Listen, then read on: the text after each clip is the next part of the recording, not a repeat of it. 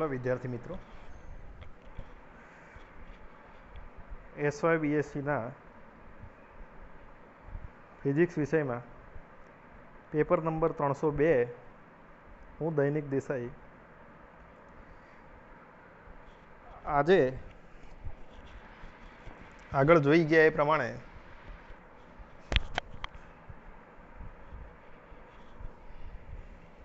अहीं आगळ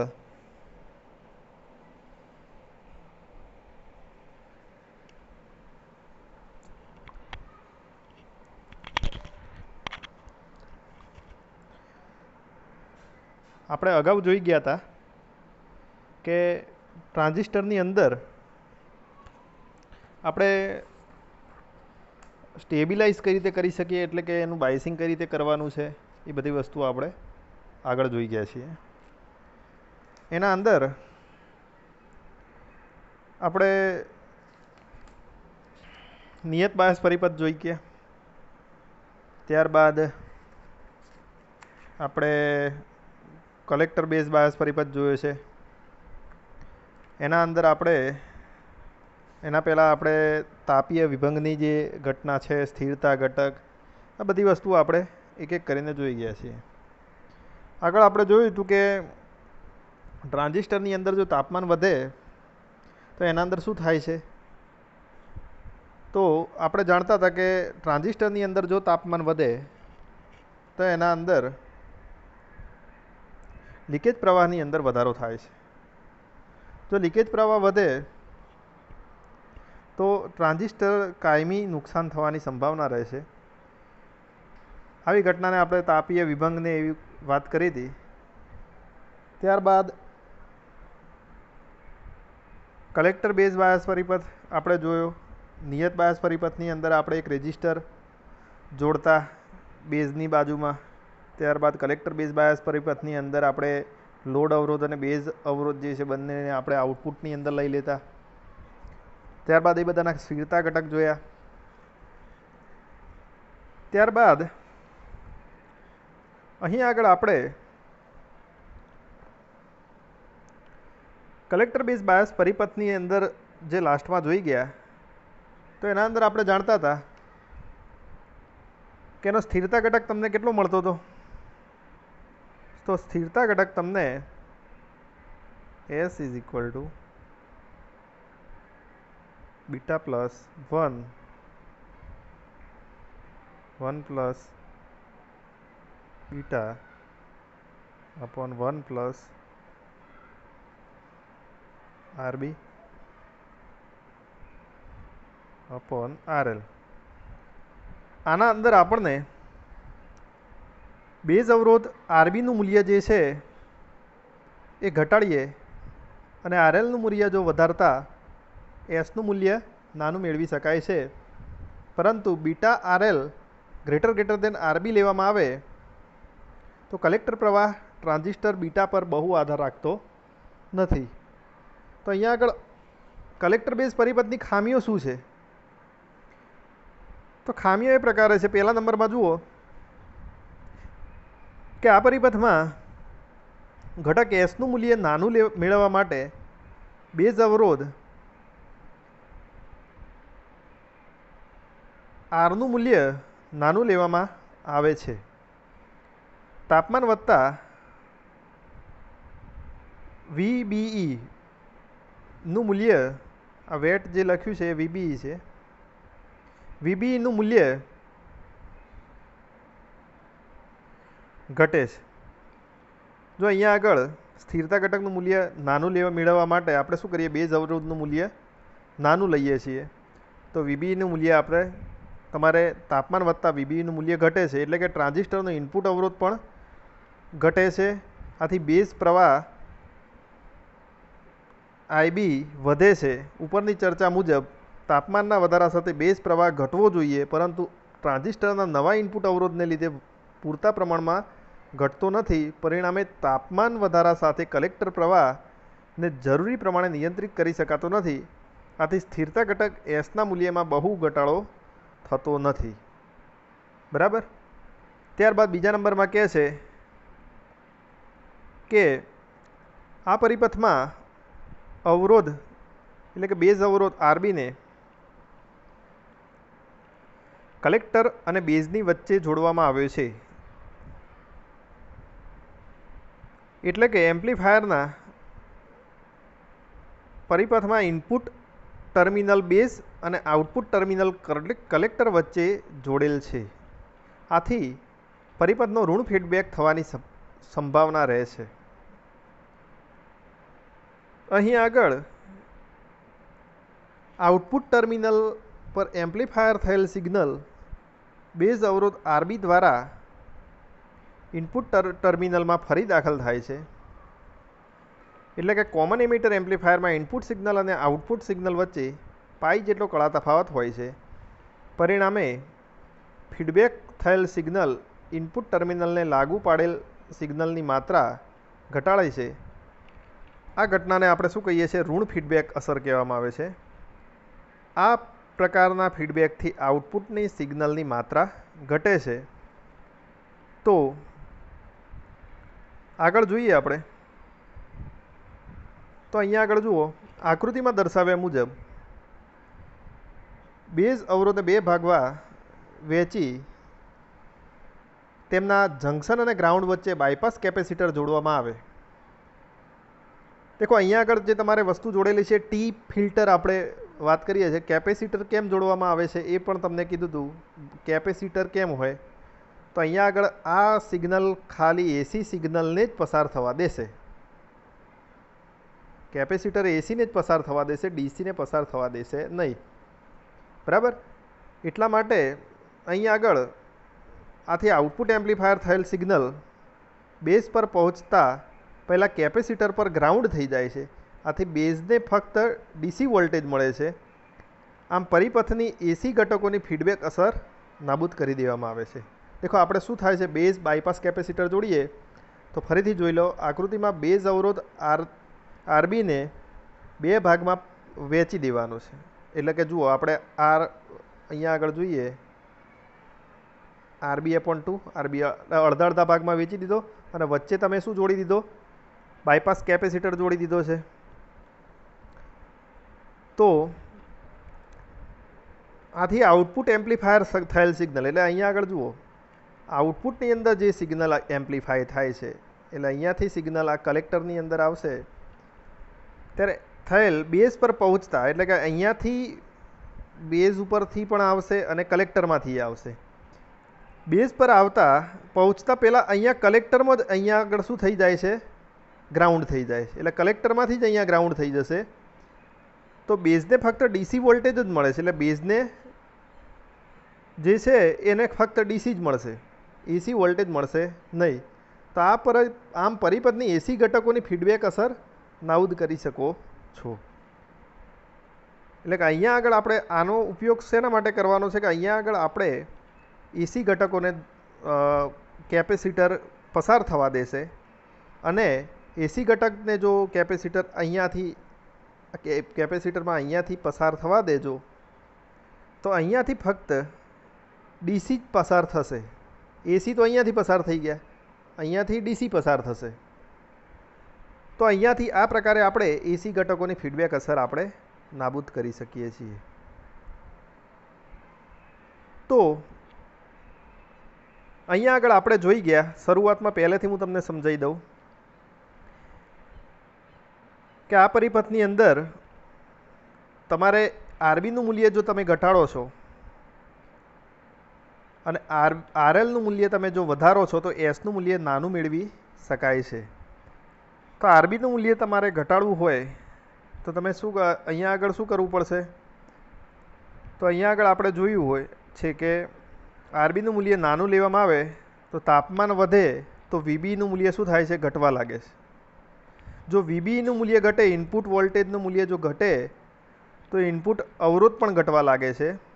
જો ઇનપુટ અવરોધ ઘટે તો બેઝ પ્રવાહ વધવા લાગે છે. હવે તાપમાનનો વધારા સાથે બેઝ પ્રવાહ ઘટવો જોઈએ, પણ અહીંયા આગળ નવા ઇનપુટ અવરોધને લીધે આઈબી પૂરા પ્રમાણમાં ઘટતો નથી. એટલા તાપમાનના વધારા સાથે કલેક્ટર પ્રવાહ આઈસીને જરૂરી પ્રમાણમાં નિયંત્રિત કરી શકાતો નથી. બરાબર? તો બીજા નંબરમાં આપણે શું કન્ડિશન જોયું હતું કે આ પરિપથમાં બેઝ અવરોધ આરબીને કલેક્ટર અને બેઝ વચ્ચે જોડવામાં આવ્યો છે. તમે જોઈ શકો છો આરબીને આપણે ક્યાં જોડ્યું છે? કલેક્ટર બેઝ બાયસ પરિપથમાં. એટલા માટે જ આપણે એને કલેક્ટર બાયસ પરિપથ કહીએ છીએ. તો આરબીને ક્યાં જોડવામાં આવે છે? કલેક્ટર અને બેઝની વચ્ચે જોડવામાં આવે છે. એટલે કે એમ્પ્લીફાયર પરિપથમાં ઇનપુટ અને આઉટપુટ ટર્મિનલની વચ્ચે જોડેલો છે. આ પરિપથની ઋણ ફીડબેક થવાની શક્યતા છે. ઋણ ફીડબેક કેમ થશે? તો આઉટપુટ ટર્મિનલ પર એમ્પ્લીફાયર થયેલ સિગ્નલ બેઝ અવરોધ આરબી એટલે કે આઉટપુટમાંથી આરબી બેઝ અવરોધ આરબીમાં આવશે. એ ઇનપુટ ટર્મિનલ ફરી દાખલ થાય છે. એટલે ફરી એ સિગ્નલ ક્યાં દાખલ થશે? ઇનપુટની અંદર દાખલ થશે. તો કોમન એમિટર પરિપથની અંદર ઇનપુટ સિગ્નલ અને આઉટપુટ સિગ્નલ વચ્ચે પાઈ જેટલો કળા તફાવત તમને જોવા મળે છે. તો પરિણામે ફીડબેક થયેલ સિગ્નલથી ઇનપુટ ટર્મિનલને લાગુ પડેલ સિગ્નલને માત્રા ઘટવા લાગે છે. આ ઘટનાને આપણે ઋણ ફીડબેક કહેવામાં આવે છે. એટલે જુઓ, તમારે ઇનપુટ અને આઉટપુટની અંદર પાઈ જેટલો કળા તફાવત થતો હોવો જોઈએ. બરાબર છે? એટલા માટે ફીડબેક થયેલ સિગ્નલથી ઇનપુટ ટર્મિનલને લાગુ પડેલ સિગ્નલની માત્રા ઘટવા લાગે છે. હવે અહીંયા આગળ આપણે પરિસ્થિતિ શું કરીએ છીએ? જો આ પરિપથની અંદર જે પાઈનું જે આપણે ફેઝ ડિફરન્સ છે એનો કોઈ ફેરફાર થાય નહીં એવી ઘટના આપણે બનાવી હોય તો શું કરશું? અહીંયા આગળ આપણે બેઝ અવરોધને આપણે બે પ્રકારે વિભાજિત કરી દઈશું અને વચ્ચે એના બાયપાસ કેપેસિટર જોડીશું. એટલા માટે અહીંયાથી કેપેસિટરની અંદરથી એસી કરંટ એમાંથી પસાર થઈ જશે અને ડીસી ત્યાંથી પસાર થવા દેશે નહીં. એટલે કે ડીસી બીજા અવરોધમાંથી કેપેસિટર બેઝ થ્રુ થઈ અને એમાંથી જશે. હવે આગળ જોઈએ તો એમિટર બાયસ પરિપથની આપણે જો વાત કરીએ, આપણે કલેક્ટર બેઝ બાયસ પરિપથ આપણે જોયો, એની ખામીઓ શું છે એની પણ આપણે ચર્ચા કરી. હવે આપણે જોઈએ એમિટર બાયસ પરિપથ. તો એમિટર બાયસ પરિપથને આપણે ખરેખર ઉપયોગમાં લઈ શકીએ કે ન લઈ શકીએ? દેખો, આપણે પહેલાં નિયત બાયસ પરિપથ એટલે કે ફિક્સ બાયસ પરિપથ કેવો હોય એ જોયો. ફિક્સ બાયસ પરિપથની અંદર શું જોતા? ખાસ વિચારજો કે આપણે બેઝ અવરોધ જે છે એને આપણે ક્યાં જોડ્યો હતો? તો બેઝ અવરોધને આપણે ઇનપુટની અંદર જોડેલો છે. એને કલેક્ટર બેઝ બાયસ પરિપથની અંદર ઇનપુટ અને આઉટપુટની અંદર બેઝ અવરોધને જોડેલો છે. હવે એમિટર બાયસ પરિપથની અંદર તમારે શું કરવાનું છે? તો એમિટર બાયસ પરિપથની અંદર તમારે એમિટર રેઝિસ્ટર જોડવાનો છે. તો અહીંયા આગળ જોઈ શકો છો તમે, આકૃતિ જુઓ, તમને બતાવું. આ તમારી આકૃતિ જે છે એ પ્રમાણે જુઓ. અહીંયા બેઝ અવરોધ જોડ્યો છે, એમિટર અવરોધ જોડ્યો છે. આ તમારા ઇનપુટ પરિપથ, આ આઉટપુટ પરિપથ, આ કેપેસિટર છે જે એસીને જ પસાર થવા દેશે સિગ્નલ. બરાબર છે? અહીંયા બેઝ અવરોધ છે, આ લોડ અવરોધ છે. બરાબર? આ પ્રકારે આ વસ્તુ જોઈ શકીએ છીએ. તો અહીંયા આગળ જુઓ એમિટર બાયસ પરિપથ. તો કોમન એમિટર એમ્પ્લીફાયર પરિપથમાં વધુ સ્થૈર્ય મેળવવા માટે ટ્રાન્ઝિસ્ટરના એમિટર ટર્મિનલની શ્રેણીમાં એમિટર અવરોધ આરઈ જોડવામાં આવે છે. હવે આપણે શું કરીશું? એમિટર અવરોધ આરઈ જોડીએ તો અહીંયા આગળ શું પરિસ્થિતિ થાય છે? તો જુઓ, અહીંયા આગળ મેં એમિટર તમને આકૃતિ બતાવી છે. એમિટર જોડે આપણે એમિટર અવરોધ જોડી દીધો છે. તો એમિટર પરિપથમાં ક્યુનું મૂલ્ય, ક્યુ બિંદુનું સ્થૈર્ય જોવા માટે આપણે પરિપથમાં ઇનપુટ વિભાગને કિર્ચોફનો નિયમ લાગુ પાડીએ રેગ્યુલરના જે. તો હવે તમે જાણો છો, મેં તમને બોર્ડની અંદર પણ એક લેક્ચર લીધેલું છે. એના અંદર કિર્ચોફનો નિયમ આપણે તમે કઈ રીતે મેથેમેટિકલી તમે લાગુ પાડી શકો એ તમે જોઈ શકો છો. તમારે જોડે જોડે ગણતરી પણ કરવાની છે. તો ઇનપુટ વિભાગને કિર્ચોફનો નિયમ લાગુ પાડીએ તો આઉટપુટ વોલ્ટેજ કયું છે? આપણે ટોટલ આઉટપુટ વોલ્ટેજ કેટલું આપીએ છીએ? તો વીસીસી આપીએ છીએ. તો વીસીસી બરાબર ઇનપુટની અંદર કયા કયા ભાગ છે તમે જુઓ, હું તમને હાઇલાઇટ બતાવું છું. આ ઉપર આપણે વીસીસી બરાબર છે, એ આપણે બેટરી વડે જોડીએ છીએ. હવે ઇનપુટ ભાગ કયા છે જુઓ. તો ઇનપુટની અંદર તમારે ભાગ આવશે આટલાથી ઇનપુટ ભાગ અને આટલાથી આઉટપુટ ભાગ. બરાબર? તો ઇનપુટ ભાગની અંદર કઈ કઈ વસ્તુ આવશે? તો બેઝ, પછી બેઝવાળી કરંટ અને બેઝ અવરોધ, પછી આ એમીટર પણ ઇનપુટની અંદર, એ તો ઇનપુટ અને આઉટપુટની અંદર બંનેમાં કોમન છે. આટલી વસ્તુઓ તમારે આવશે. આ લોડ અવરોધ અને આ જે છે વસ્તુ તમારે નહીં આવે, એ આઉટપુટમાં છે. તો અહીંયા આગળ જોઈ શકો છો તમે, તો વીસીસી બરાબર આનું વોલ્ટેજ કેટલું થશે? IB RB. આનું થશે વીબીઈ. આ થશે આઈઆરઈ. આમાંથી આઈબીને તમારે બેઝ કરંટને તમારે શું કરવાનો છે? ઘટાડવાનો છે. જો બેઝ અવરોધને તમે, બેઝ કરંટને તમારે ઘટાડવો હોય તો બેઝ કરંટને તમે કરતા બનાવી દો. તો બેઝ કરંટની અંદર તમે કરતા બનાવશો તો તમને ઇક્વેશન નંબર 1 તમને આ રીતે મળે છે. તો ઇક્વેશન 1 આ રીતે મળે. હવે આગળ જોઈએ.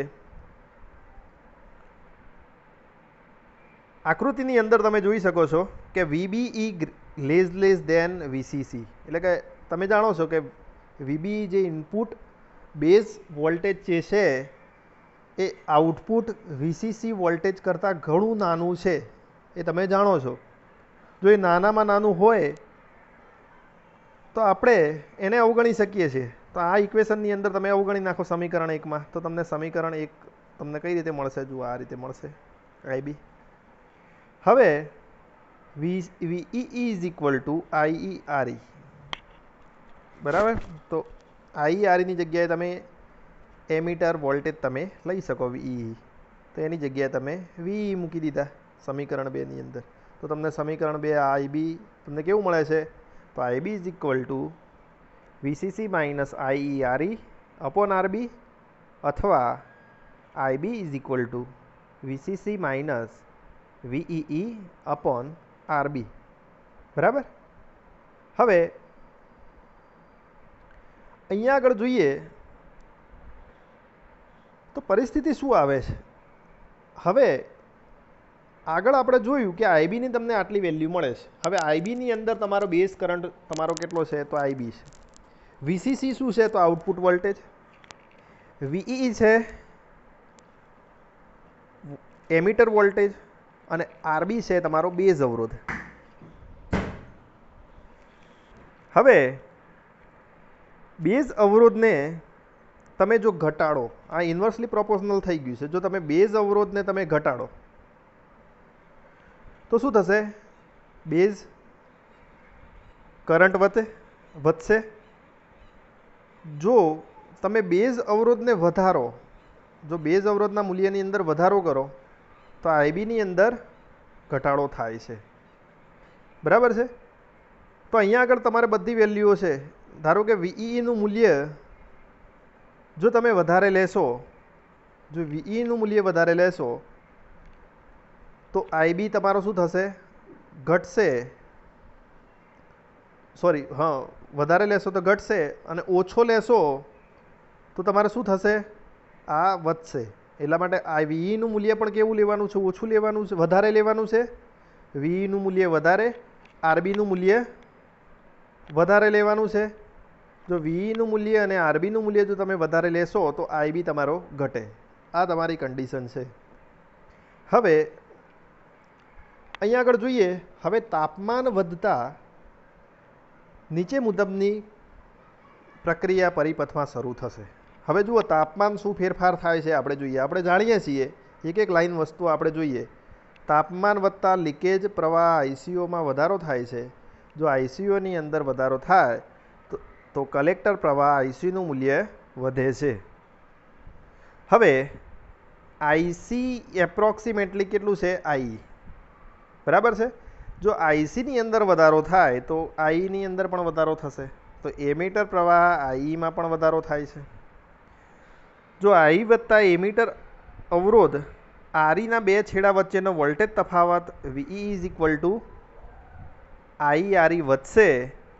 એટલે કે સમીકરણ મુજબ આપણે જે સમીકરણ આગળ જોઈ ગયા એ જ સમીકરણ, જો આ જે સમીકરણ છે એ જ સમીકરણ મુજબ આઈબીનું મૂલ્ય શું થાય છે? ઘટે છે. એટલે જો મેં તમને વાત કરી કે વીઈના મૂલ્યની અંદર તમારે વધારો કરવાનો, વીઈના મૂલ્યમાં વધારો કરવાનો, અને આરબીના મૂલ્યની અંદર વધારો કરો તો તમને બેઝ મૂલ્ય તમારું ઘટશે. પરિણામે કલેક્ટર પ્રવાહ આઈસી તાપમાનના વધારા સાથે અહીંયા આગળ શું થાય છે, ઘટે છે, એટલે કે નિયંત્રિત કરી શકાય છે. અહીંયા આગળ આપણે કઈ રીતે નિયંત્રિત કરી શકાય છે? જો આઈસીયુની અંદર વધારો થાય તો આઈસીનું મૂલ્ય વધે છે, આઈસીનું મૂલ્ય વધે તો આઈની અંદર વધારો થાય છે. પણ અહીંયા આગળ આરીના બે છેડા વચ્ચેનો વોલ્ટેજ જે છે એ શું થાય છે, વધે છે. એટલે કે આપણે ત્યાં આગળ અવરોધ જોડ્યો છે તો ત્યાં આગળ એનો બેઝનો વોલ્ટેજનો તફાવત ત્યાં આગળ વધી ગયો. જો વીઈ વધે તો આપણા ઇક્વેશન પ્રમાણે અહીંયા આગળ તમે જોઈ શકો છો કે જો વીઈ વધે, તમે જોઈ શકો, ધારો કે અહીંયા આગળ વીસીસીનું મૂલ્ય ધારો કે મેં લીધું 5, બરાબર. વીઈનું મૂલ્ય લઉં છું હું 5 જ લઈ લઉં, વીઈનું મૂલ્ય પણ 5 લઈ લઉં. આરબી અવરોધ તમારો ધારો કે છે કોઈ બી લઈ લો, ધારો કે વધારે લેશો તો એ તમારો ધારો કે 4 ઓમ લઈ લો, તો 5 - 5 કેવા થઈ ગયા, 0/4. તો આઈબી તમારે કેટલો થઈ ગયો, 0 જ થઈ ગયો ઓલરેડી, બરાબર છે. તમે કોઈ બી વીની મૂલ્ય લો, ધારો કે વીસીસી તમારે છે 10 અને વીઈ તમે 1 લો, આરબીના મૂલ્યની અંદર તમે ઘટાડો કરો, ધારો કે 1 રાખ્યું તો તમારો કેટલો રહ્યો, 9 રહ્યો. તો તમારે આ મૂલ્ય આપણે 1 રાખ્યું ને ઓછું, તો અહીંયા આગળ વધારો થાય છે. એટલા માટે અહીંયા આગળ વીઈના મૂલ્યની અંદર તમારે ઘટાડો કરવાનો છે કે જેથી અહીંયા આગળ વધારો કરવાનો છે જેથી તમારે આઈબીના મૂલ્યની અંદર વધારો થશે. હવે તો નિયંત્રિત આ રીતે તમે કરી શકો છો. હવે આખો પરિપથ આપણે અહીંયા આગળ જોઈએ. જો ઉપર તમને એક આખો ફોર્મ્યુલા આપેલી છે, એક વસ્તુ તમે એક વસ્તુ જોઈ લો.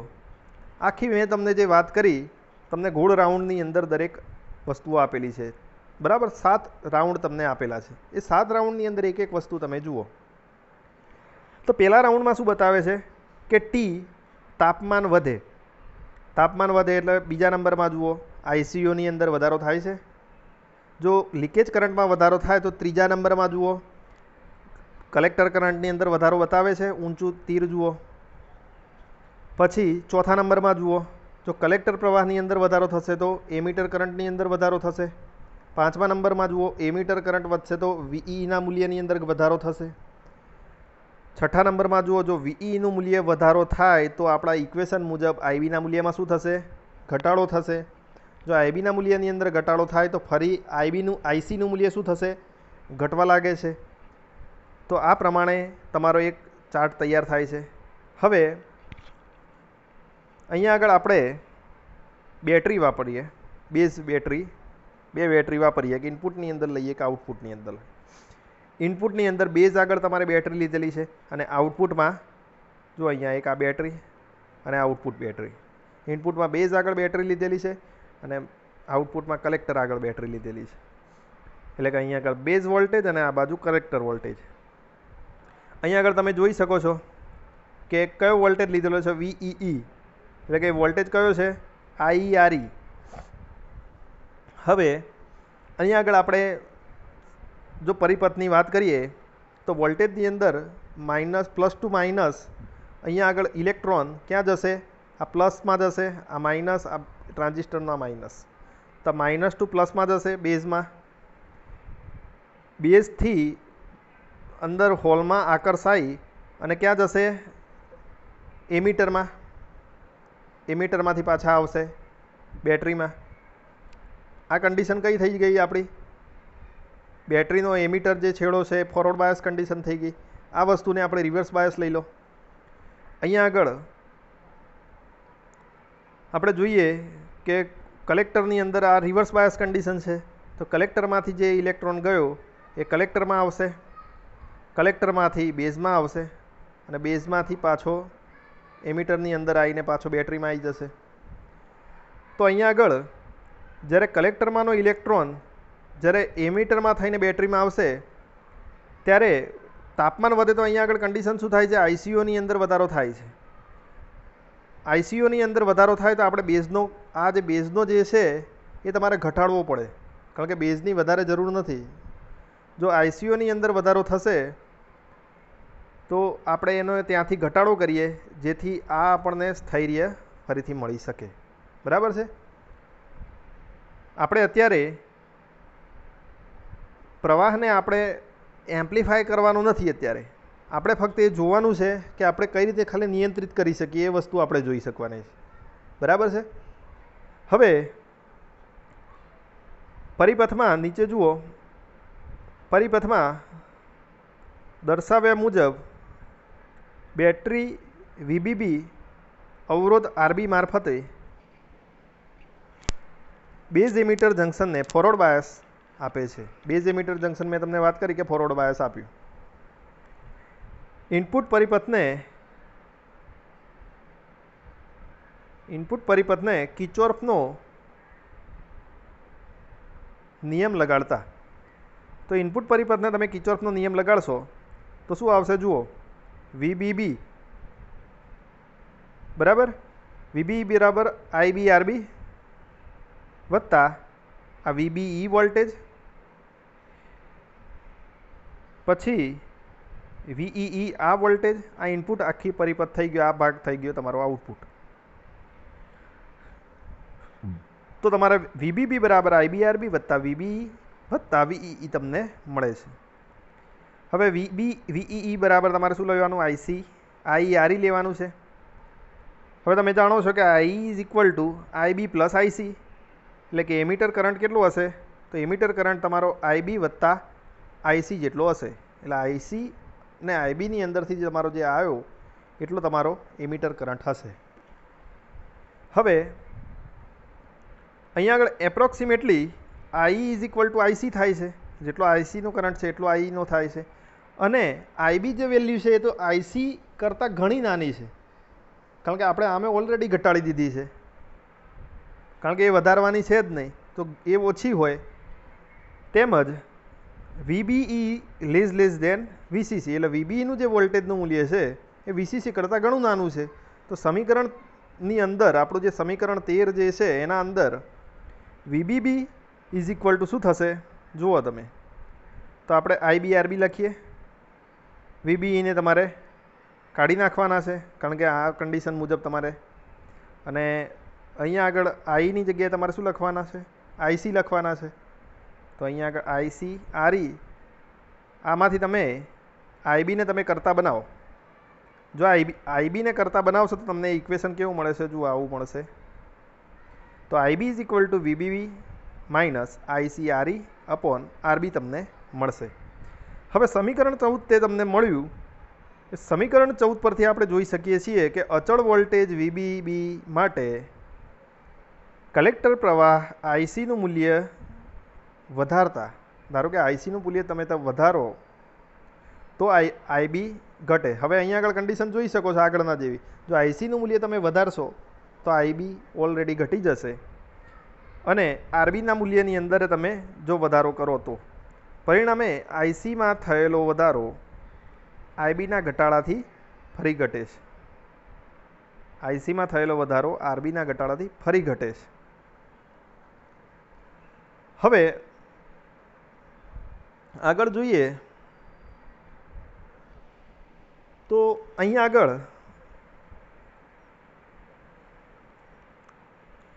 સ્થિરતા ઘટકની આપણે ચર્ચા કરીએ. તો સ્થિરતા ઘટકની અંદર જોતા પહેલાં આપણે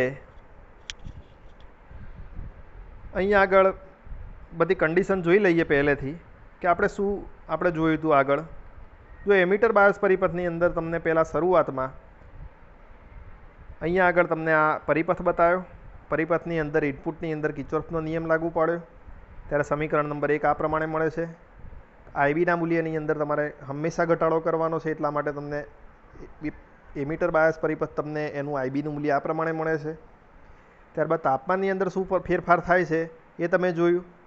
ત્યારબાદ આપણે આરબી આ એમિટર અવરોધ જોડીએ છીએ ત્યારે શું ફેરફાર થાય છે એ પણ આપણે અહીંયા આગળ જોયું. તો વિદ્યાર્થી મિત્રો, આગળ આપણે